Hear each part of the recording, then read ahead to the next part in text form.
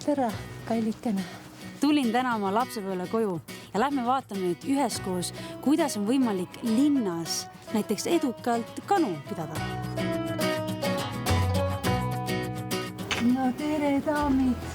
Tulge õue. 4 muna. Enam ka ära lugeda. Ja nad saavad toidujääke ka, sest et me ise tarbime ka hästi puhast toitu. Me tarbime hästi palju juurvilju ja mis ei ole vürtsikas, siis seda saab kanadele ka anda. See on Artur. Vaata, Artur, sa oled telekas nüüd. Tere, Helmi! Helmike! Nad on sellised seltsidaamid meil siin. Käivad sinuga igal pool aias kaasas ja kui ma tulen koju, siis nad on alati auto juures kohe kõpsti kõik 5 koos ja teretavad alati ja siis kõnnivad muidugi ukseni minuga koos. Ja kui ma lähen koju tuppa, siis kanakari on alati järgi. Nii, see on siis kõigi pere lemmik Peeter. Peeter isegi käib vahest toas sees.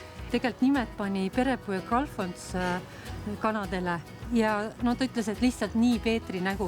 Ja kui te vaatate, siis tal ongi see hari on jube pikk ja alguses me mõtlesime, et ta on kukk, aga siis hakkas munele, et oli ikka kana.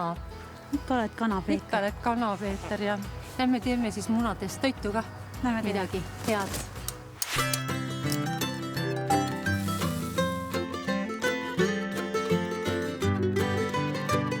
Inger söö siis oma kanamunadest tehtud pannkoogist kõht täis ja laula hästi. Hoiame sulle pöialt kõvasti.